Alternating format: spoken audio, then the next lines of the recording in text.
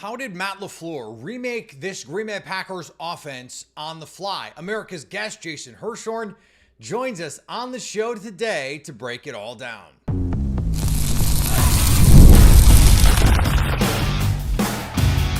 You are Locked On Packers, your daily Green Bay Packers podcast. Part of the Locked On Podcast Network, your team every day.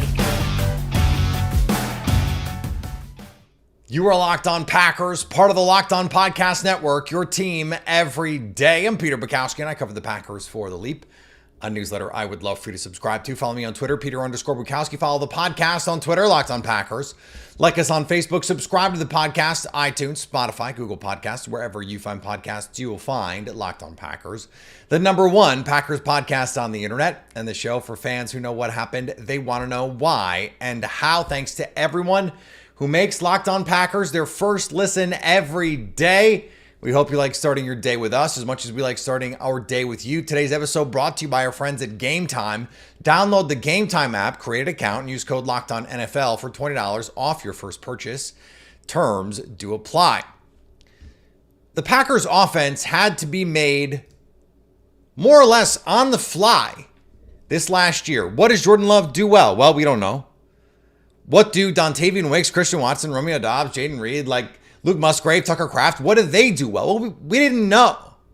So Matt LaFleur had to figure it out. So what did he land on? And who are the players he ended up featuring? Our pal, America's guest, Jason Hirschhorn, dug into all of this on a terrific piece on The Leap last Friday. If you didn't go catch it, go catch it.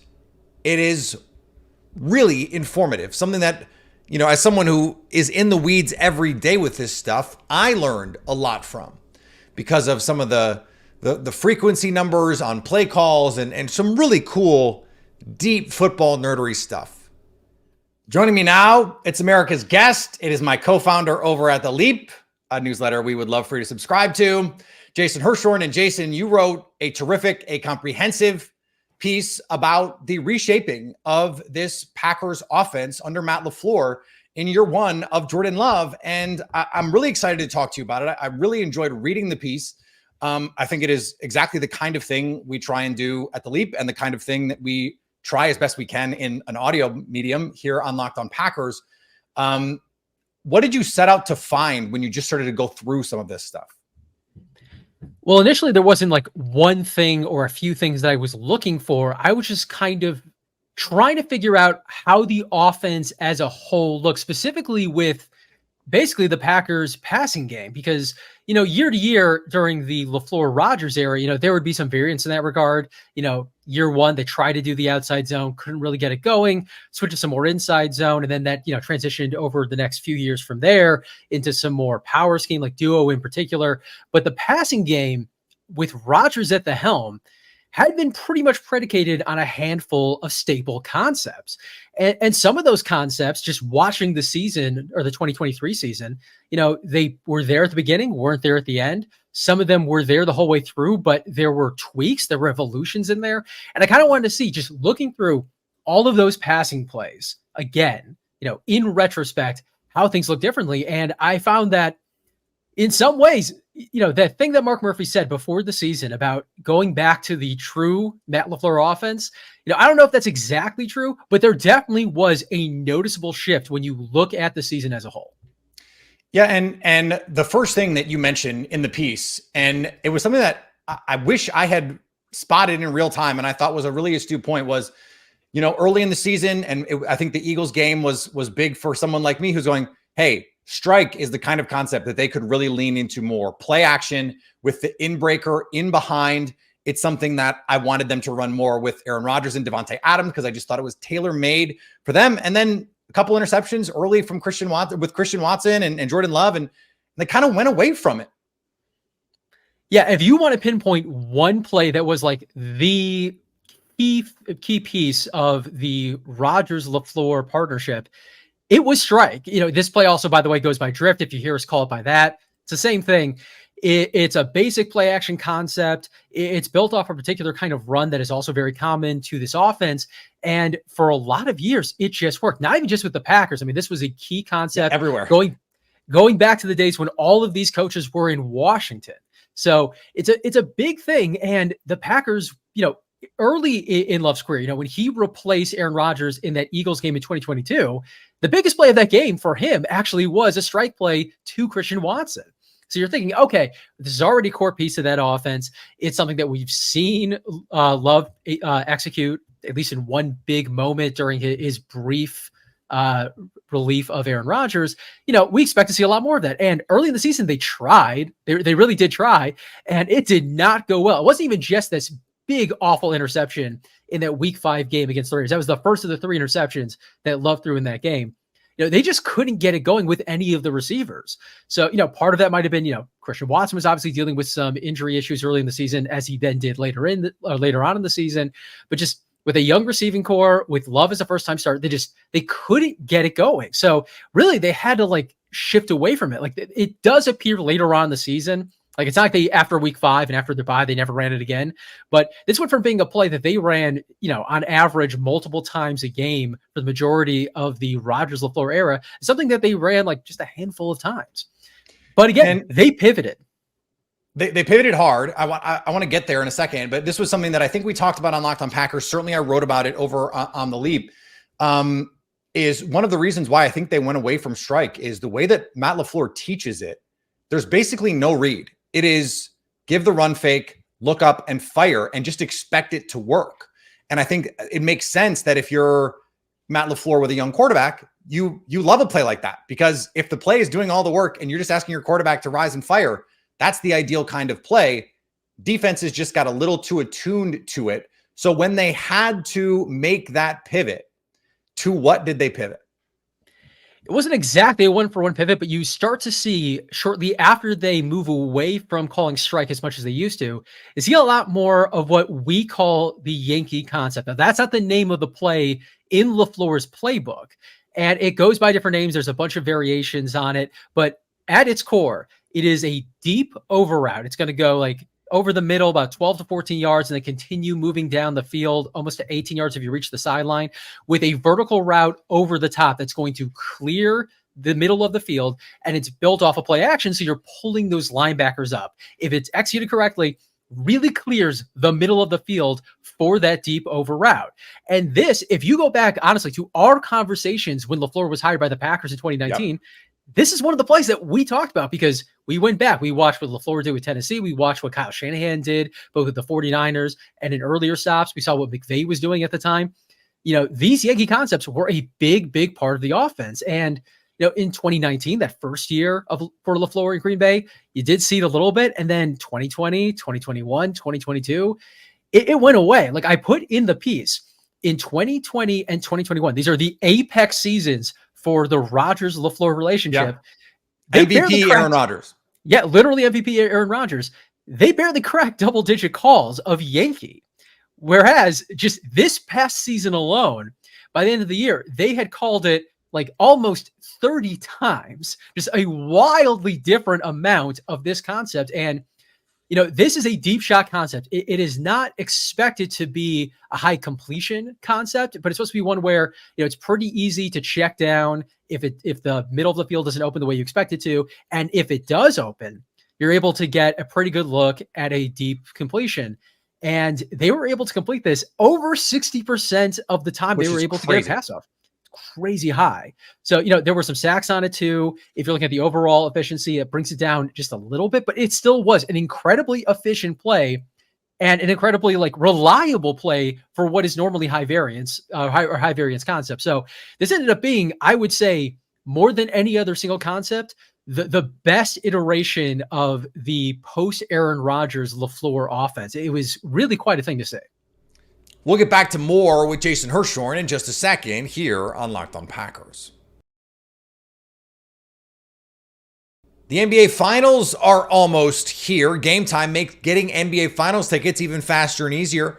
Prices on the Game Time app actually go down the closer it gets to tip-off. With killer last-minute deals, all-in prices, views from your seat, and the lowest price guarantee, Game Time takes the guesswork out of buying tickets for, let's say, the NBA, but it could be the NFL, for Major League Baseball, for whatever you need.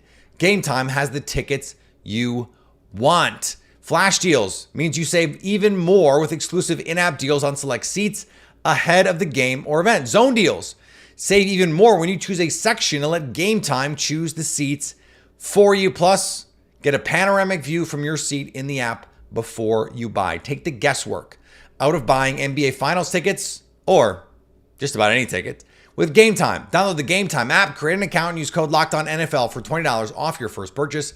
Terms apply. Again, create an account and redeem code LOCKEDONNFL for $20 off your first purchase. Download Game Time today. Last minute tickets, the lowest price guaranteed. More with our pal Jason here, but are you watching Fox Sports or ESPN on your TV all day? Have to turn down the volume with all that shouting. Make the switch to Locked On Sports today, a free 24/7 sports streaming channel programmed for you every day to bring you the biggest stories without all the screaming. Locked On Sports Today brings you can't-miss analysis, opinions, and news streaming 24/7 on YouTube or the free Amazon Fire TV channels app, part of the Locked On Podcast Network, your team every day. And you put this in the piece. You mentioned 61% completion, over 11 and a half yards per attempt on a throw like this. Understanding, look, if you're going to get a completion, you're probably going to get a 20-plus yard completion. But the efficiency on it is pretty remarkable given the average depth of target and how this usually works. So the thing that you found when you went through this, though, that I think is fascinating is how much when they ran it, they featured one receiver in particular. Well, I would say over the course of the season, basically everyone, not actually basically, literally every one of their top 6 receivers by yardage ended up being featured on that deep crosser play. However, Dontavian Wicks looked particularly adept at this concept. Now, he ended up running both the deep crosser and on other plays, the vertical. So they didn't just use him in one way in this concept, which I think is also telling. But he was able to have more success on this play than I think any other player. First of all, just by the yardage, right? Like he was almost doubling what the next highest total for any receiver on the Packers got on this concept. But also like just the explosive plays, right? Like, and again, it's designed to be explosive, but there is nuance in this. Like this is a concept that's designed to attack single high safety, but sometimes you get that in zone. Sometimes you get that in man. And the Packers ended up seeing both over the course of the year. Dontavian Wicks was able to defeat each of those. So you look at it, you're like, okay, for anyone, that's impressive. For a rookie, that's incredibly impressive. And then for a 5th round rookie, there really aren't a lot of parallels. So, that was one of the first things that I found with Dontavian Wicks during this research. It was not the last. He ended up being basically a subplot to this whole story. And it was even early in the season. We saw glimpses of it. In fact, you put in a clip from the piece of not Yankee. It was actually a different concept of Wicks being the featured receiver on Dagger, which is another staple concept for this Matt LaFleur offense. By the way, Matt Bowen for ESPN wrote a piece, I think back in 2016, after Matt Ryan won the MVP, of the Shanahan staple concepts. Yankee, Dagger, both on it. And like, it's just like, that's how long these have been mainstream modern NFL concepts, and they go back even further than that. Just want to provide that context. Can you give us a little insight on Dagger? Well, to be clear, Dagger was a concept that he used heavily when Rodgers was the starting quarterback. And Dagger was also a concept that was featured before Matt LaFleur got to Green Bay, right? Like Jordy Nelson made a living on these concepts over the course of his career. So this is not unique to the Packers. It's not unique to Matt LaFleur, but it is an extremely common passing concept in LaFleur's offense. Like just by the numbers, in terms of deep shot plays, it was the most commonly run play in their entire playbook this past season. Wow. And this is what I think was really telling. So yes, they ran it a lot. About a third of the time they ran with play action. The other 2/3 they ran it without. So you have variance there. Usually they ran it out of 11 personnel, but you saw a lot of heavy personnel packages there as well. And I want to get back to the Wicks part of this because during the height of the Rodgers LaFleur era, and really you also talked about Davante Adams here, this was probably, other than strike, the concept on which Adams was featured the most. Include this clip in the story of Adams getting this really crucial deep strike play this against the 49ers in week 3. It's the thing that ended up helping them set up the game-winning field goal. You saw moments like that with Adams A lot in 2020 and a lot in 2021. His two best seasons. It's an unbelievable throw too. Go find the photo or the clip in the story, because Rodgers makes an unbelievable throw to Adams too. Yeah, unbelievable throw, and not just an unbelievable catch. Like Adams ends up gaining a bit of yardage after it too. But in 2022, when they didn't have an all-pro receiver, they still ran a lot of Dagger, but they didn't have anywhere close to the efficiency or anywhere close to the usage that they ended up having later in 2023. And again, Wicks comes up. You know how I said that he had a lot of yardage on Yankee? Well, he literally more than doubled the next highest total of Packers players on that concept, on the Dagger concept. Like, this became a bread and butter play for the Packers, and specifically one with Wicks. And then you take those things in tandem, right? Like, he does so well as the featured, the primary weapon on Yankee. He does so well as the featured primary weapon on Dagger. Well, now you're talking about a lot of parallels with him and Davante Adams. Now, we are not saying that this is a guy who is right now, or maybe even the future will be, Davante Adams. But in terms of the way the Packers coaches are deploying him, again, as a 5th-round rookie, is extremely telling. Like, they clearly believe that he is further along in his development. He is a more refined player than pretty much anyone could have thought coming out of that draft, which is a credit to him, because, again, you don't usually find guys like this in the first round as rookies, let alone like in the middle of day 3. So let's zoom out here a second, because one of the things that struck me as I was reading it, and maybe it was because my brain this week has been focused a lot on Christian Watson, is how this might change once, if and when Christian Watson can stay fully healthy. He was someone who early in his career was running a lot of the clear outs on these concepts, and giving opportunities for other people that maybe, say, Romeo Doubs could be the guy running the in when you have the clear out, or Christian Watson becomes the featured guy on some of these concepts. How do you think fully healthy the pecking order might change, or how Wicks's usage might change? So the Watson detail is interesting, because while he did miss a lot of time last season and he was limited in others, the Packers did use him in a lot of different ways. Like, by comparison to, 2020, 2021, when the Packers were really trying to feature Adams, for obvious reasons. Adams is, he was used in a lot of these concepts, but his roles within each of those concepts was fairly static. Like, he was basically always running the deep dig on Dagger. He was, when in the few cases they were running Yankee, he was actually running the vertical clear route for the most part. He was not running that deep crosser, which is interesting. With Watson, with Wicks, with a lot of these guys, they are doing it all. There are plenty of plays on Dagger where Watson, when he was healthy, is running that deep dig. There's also plays when he's running the clear. Going to Yankee when he was there. Yeah, he runs the clear. He'll also run that deep crosser. They were using him in both ways. Same with Doubs. Also, by the way, same with Jayden Reed, which Jayden Reed running the deep crosser, that makes sense, right? Like, he's fast and he's shifty and he knows how to find open space, but you don't necessarily think of him as a guy who's going to clear space vertically. But that was just not the case. Like, in reality, they were using him on those vertical routes to clear the middle of the field. So right now the Packers view these players, obviously none of them are as complete as Davante Adams is and was, but they view all these guys as being more versatile than maybe the general public gives them credit for. And considering that these are all first and second year players, or at least they were in 2023, that's just incredible. So when Watson, again, is healthy, assuming that he's able to stay healthy, I think you're going to see that continue, because obviously with that vertical speed, he makes a ton of sense on these vertical clear routes, because with him, some of these things that are normally just there in the design to open up space, they become real options in the passing game.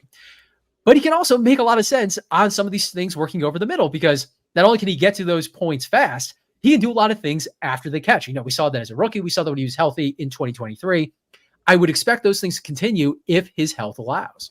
Still more with Jason here on Locked On Packers. Stick around. Today's episode brought to you by our friends at FanDuel. It's winner take all time in the NBA and NHL, and FanDuel's giving you a shot to bring home a big win of your own. Right now, new customers get $150 in bonus bets with any winning $5 bet. That's $150 to bet on spreads, money lines, player props, and more. Visit FanDuel.com/lockedon and make every playoff shot count. You only have so much time to wager on these conference finals, because at least in the East, it's getting late early. It's going to be over with Boston very soon. But you still have time, let's say, for example, on NFL futures. We're going to get player props coming up here pretty soon. There are a couple already out there if you want to have a little bit of fun, but plenty more still to come. So visit FanDuel.com/lockedon and make every playoff shot count. FanDuel, America's #1 sportsbook. Locked On has launched the first ever national sports 24/7 streaming channel on YouTube, and now it's also available on Amazon Fire TV and the free Fire TV channels app. Locked On Sports Today is here for you 24/7, covering the top sports stories of the day with the local experts of Locked On, plus our national shows covering every league. Find Locked On Sports Today, now available on the free Fire TV channels app. And the other piece was like, okay, as you think about those two concepts in particular, you're not usually thinking about a slot receiver's role in all of that. Like, it's just not how it's normally run. But Jayden Reed, you put one of the clips in the piece where Matt LaFleur used a little motion in the backfield, and the 49ers in the playoffs drop Jayden Reed on a deep over route. It seems like when they run this out of 11 personnel, they can sort of do it, to your point, with any combination of these receivers, get to it and still get Jayden Reed involved. Yeah, there are actually two versions of Yankee that I want to highlight right now if the readers want to go back and watch, or the listeners want to go back and watch. So one of them is the one you just mentioned, Jayden Reed against the 49ers. You have Bo Melton, who initially lines up outside of him and then motions not just to his side, but into the backfield in orbit motion, completely screws with the 49ers defense. And Reed is not just running into open space, like the closest person to him at the time he makes the catch is like the chain gang and the players on the sidelines. Like, nobody on the 49ers defense is close. So you have to feel like in the moment, LaFleur was extremely excited because that was clearly the intent of the design. Then the week before, again, in the playoffs, in a high leverage moment, they run a version of Yankee with Romeo Doubs running the deep crosser, except ends up not being the deep crosser. Like, it starts out that way. Like, it's clearly meant to look like Yankee. And you can see the Dallas Cowboys defense collapsing on the middle to try to take that away.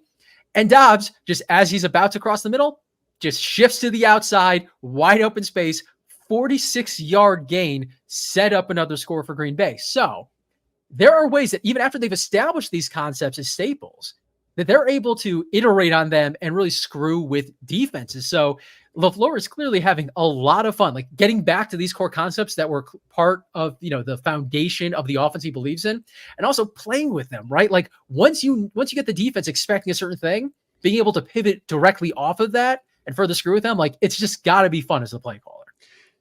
The last thing I want to point out here is, and I thought this was again a really effective way to illustrate the growth of the receivers. You mentioned this other staple play that is used to attack, in particular, too high, often cover 2 and cover 4 coverages, where you have two receivers in the middle of the field with options. And the difference between the Raiders game and what they were able to do in the second half, the Chargers game in particular, really night and day. Can you explain that one? Yeah, so the concept is called XZ Read. It's a very literally named play. You have an X receiver on one side. Make it easy. A Z receiver on the other side, and they're both running the same choice route. It's basically like a deep comeback if you get that too high shell staying there. And then if a safety pivots away and you see an opening, those receivers have the ability to take it up the field as a vertical route.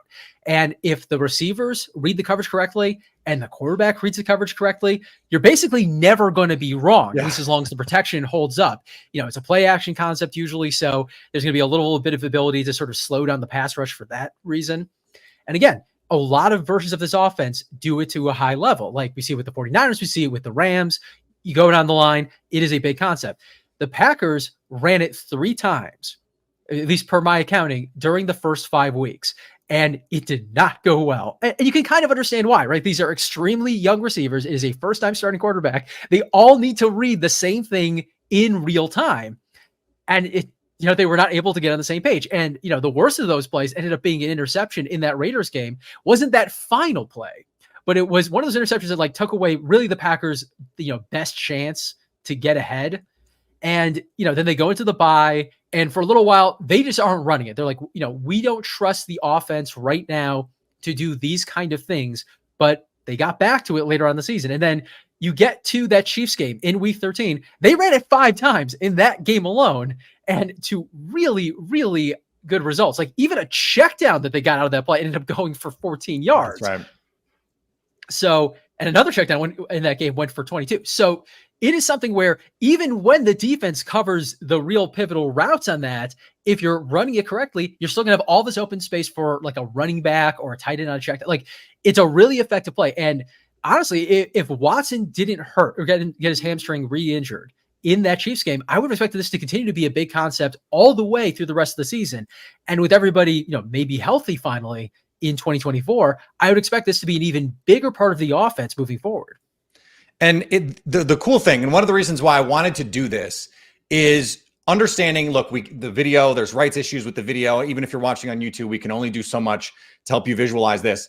But especially with Dagger and Yankee, you can watch on TV and kind of see it develop in real time. If you know to be looking for it, especially on replay, they're not going to call it that on the broadcast, but you're going to be able to see it. It's one of those concepts or sets of concepts that is pretty identifiable. And so I thought it would be fun to have you come on and explain it. Jason, thank you so much. Anytime, Peter. All right. Thanks to Jason for joining the show. Always fun to talk with him. Plenty more here on a holiday week on Locked On Packers. We've got Joey Van Zumeren to talk about Tyron Hopper. We've got Matty Hudek to talk about Michael Pratt. We've got Matt freaking Ryan on the show to talk about Matt LaFleur, Kyle Shanahan, and a lot more. It is a loaded week of Locked On Packers. Follow me on Twitter, Peter_Bukowski. Follow the podcast on Twitter, Locked On Packers. Like us on Facebook. Subscribe to the podcast wherever you get podcasts. And go follow us on the social medias. On Instagram, Locked On Packers. On TikTok, Locked On Packers. On YouTube, Locked On Packers. Wherever you get podcasts, Locked On Packers. So you can stay